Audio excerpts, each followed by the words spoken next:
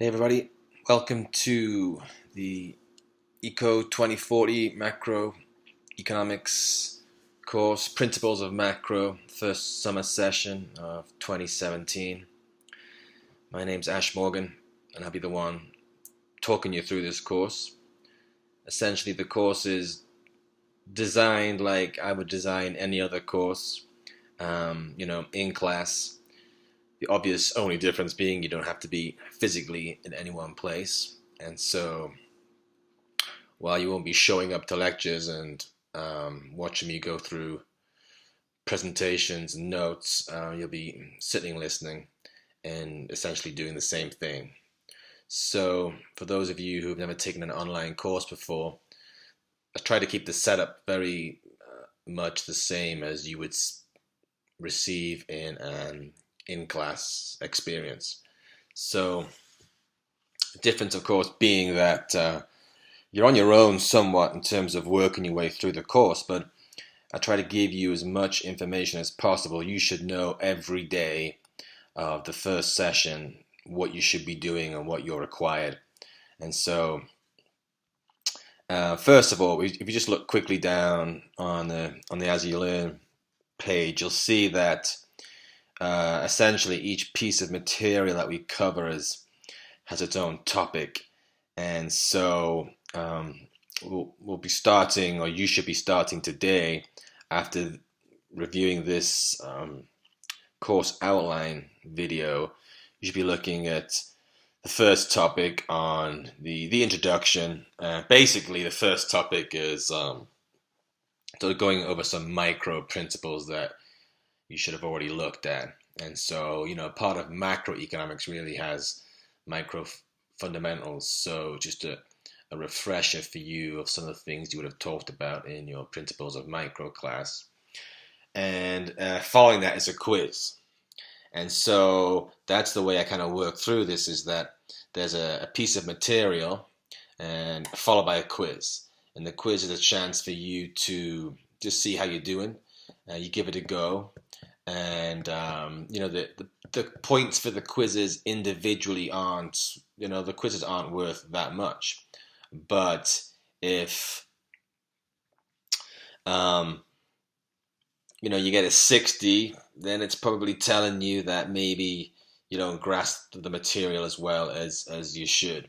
Again, you won't lose that many points, but it's just an indicator to you that maybe you need to go back to the presentation and look at it again. That's really the big benefit of the online course, is that you can review the video presentations as many times as you like. So it's not like you're sitting in class and you get a one chance shot at it. And so you can go back, go over the material again, maybe a certain area of the material that you didn't do so well in the quiz, and just give you a chance to review what you've done. And so as you work your way down, you'll just see, I'll talk about the topics in a minute, but you'll just see again, it's all split up, and you have the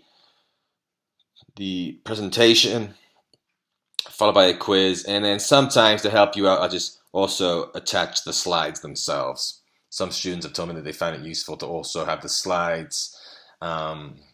They print them out, and as I'm going through the presentation, they sort of follow along using the slides. So that may or may not be helpful to you, but they're included there anyway. And you'll see, obviously, at some point you'll get an exam. So you'll have a few days worth of material followed by an exam. And if you go all the way down, that's just the way it's set up. And so material and quiz, and then at some point again you'll come to an exam. And so if I go back up, it may help to look at the course outline, basically the syllabus. And so you'll see, here's my details here. I'm physically located in Peacock Hall, but being online, I will pretty much be around if you need to see me physically. But usually on the online courses, send an email.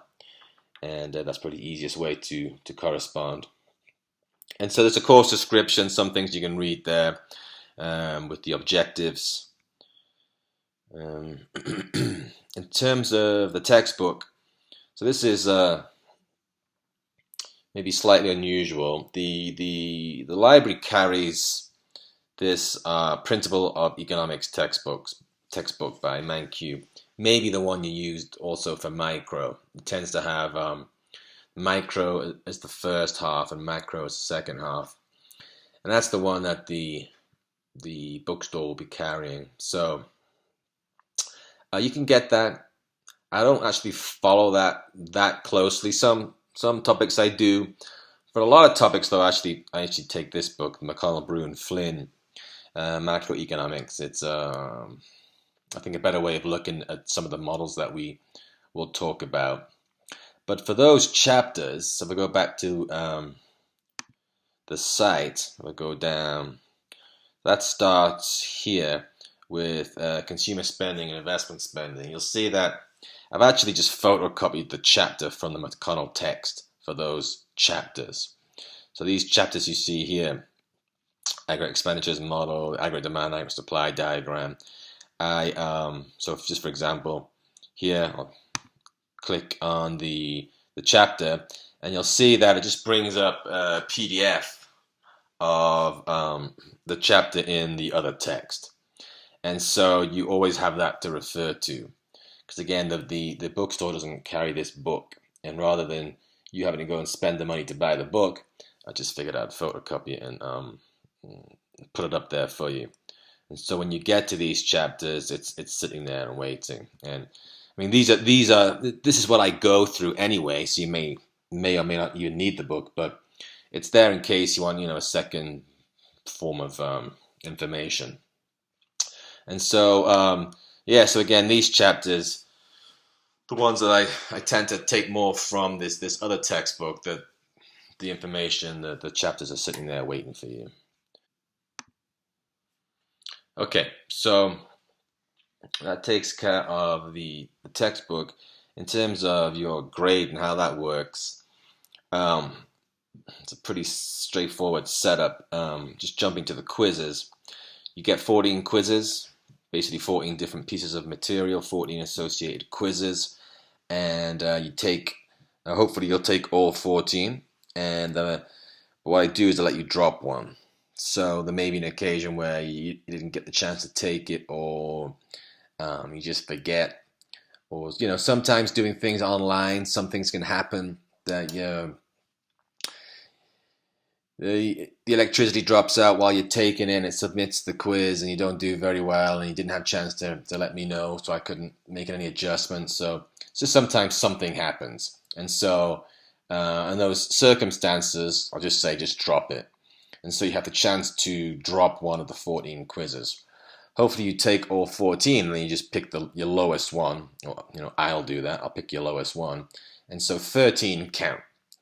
Your quizzes are worth 25%. So, pretty much each quiz is worth 2 points to you.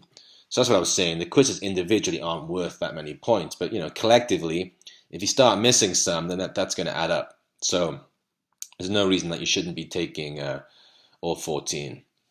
And so the quizzes are worth a quarter of your grade. The other 75% is with the exams, and you have 4 exams in total, 3 midterms and a final. Similar setup, I'll let you drop one. So hopefully again, well, it depends how it works out for you, but it may well be you take the 3 midterm exams, the first 3, and by then you'll have done all the quizzes, and you'll have a score out of 100 that you're quite happy with, so you don't have to take the final.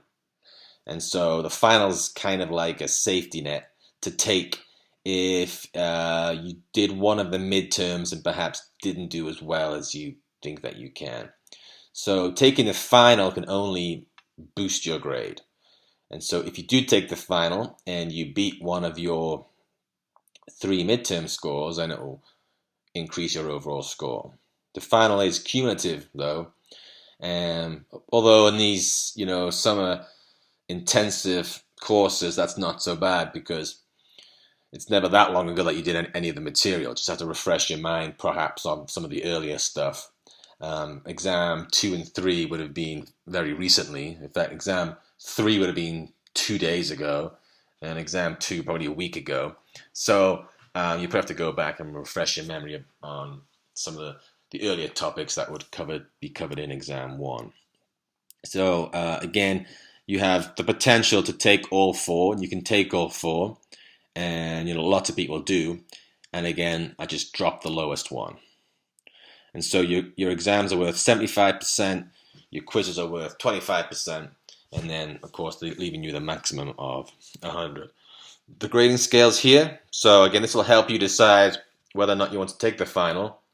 So let's say, again, you do the first 3 midterms, and you get, an 85. You look here and you see 85, that's right in this range, it's worth a B. You're happy with a B, so you don't have to take the final. Of course, you can take the final, and then that may give you the chance to move up to a B plus or even an A minus. It depends, obviously, how you've done in the midterms. If you've done really well in 2 and not very well in 1, then you've got a big chance to boost up. And so it's totally up to you, but this grading scale will help you make that decision. I then have quite a bit of information about the topics. I'm not really going to go into it now. It's up to you. The reason I do this is, let's say, so tomorrow you should be looking at demand and supply. And so, again, a recap of the micro stuff you would have done. And here's just the things, the learning objectives that I think that you should be taking away from that presentation. You can see the delivery method here, always a streamed video, and the assessment method is always a quiz. So that stays the same throughout. And so as you work down, it's just telling you for each individual piece of material what's expected that you really take away from that presentation. And so you just, again, skip through this in your own time whenever you're ready. And then really the last thing is just to look at some of the dates. So I've set it up ahead of time. So it's all really sitting waiting for you right now. And so today for you should be May the 30th. Right now you're going through this intro, the course outline. Straight after this, really, you should get into the first piece of material, which are chapter limits again, alternatives, choices, some of the micro stuff you've covered. And then tomorrow you should be looking at demand supply. The following day, now we get into June, looking at the first topic of macroeconomics, looking at the economy and how the economy works as a whole, looking at how we measure basically quantity in a macroeconomic framework, which is domestic output, which is something called a gross domestic product. And so all those topics are laid out in the dates that you should be looking at them. The exam dates are given. So your first exam is June the 7th. And you'll see as exam 2, exam 3, and then again, here's the end where you have exam 3, the last of the 3 midterms. That's when you make that decision whether or not to take the final. If you choose to, I give you a day to review, and then the final exam for us is June the 29th. And so your session may end the June 27th. You may decide to take the final, and we end on June the 29th. And then, so finally, really, all the quiz dates are laid out here too. So you'll notice the quiz dates should fall in line with when you take the material. So, demand and supply, which again is our second piece of material here, which you'll be doing tomorrow, May the 31st. When you go down here, you'll see quiz 2, which is the demand and supply quiz, will be taken on May the 31st. And so with the quizzes, if I go back to the course, well, first things first, again, you should always know right here what's coming up. And so as the dates get nearer, this starts to fill up. But if I go to the calendar, and let's just go to click on May, you see here's what's going on in the last 2 days of May with the 2 quizzes. If you go to June, you'll see June's full up. That's obviously the important month here. And so you'll see every day, so the schedule is a Monday to Thursday schedule. Every day you've either got a quiz or an exam. So every day you're either reviewing material and taking a quiz, or you're taking an exam. Except from, again, right at the end, Um, June the 28th is that review day if you choose to take the final on that last day of class. So you should always know what you should be doing each day. And so I get quite a few emails. I missed the quiz because I didn't realize that it was open. Well, you should know. It's sitting there waiting for you. Everything's already set up. It's highlighted in the upcoming events what quizzes are open that day, when it's open, when it's closed, what exams are opening up. And so it's your job to be following that and to know what's happening on each day. Again, basically, you know, if it's Monday through Thursday, you've got something to do. And so if I go back to the course, then really the last thing just to say is the quizzes, each quiz is set up the same. So you click on one, it tells you, obviously it's not open yet, but it tells you this one, demand and supply, will be opened tomorrow. And so you'll see opening up Wednesday, May 31st. I open each quiz at 8 a.m. and I close each one the same day at 11:45 p.m. So you have the whole day to get into it. You see, the time limit is 2 hours. That's way more time than you'll ever need. You're probably looking at 12 to sometimes high teens number of questions, depends on the topic. And so it shouldn't take you more than 15, 20 minutes. But I give you a full 2 hours just in case you want to spend a bit more time. Whenever you start the quiz, you have 2 hours. You can't pause it and go off, play golf for 3 hours and come back and expect it to still be open. The clock starts when you click to go into the quiz.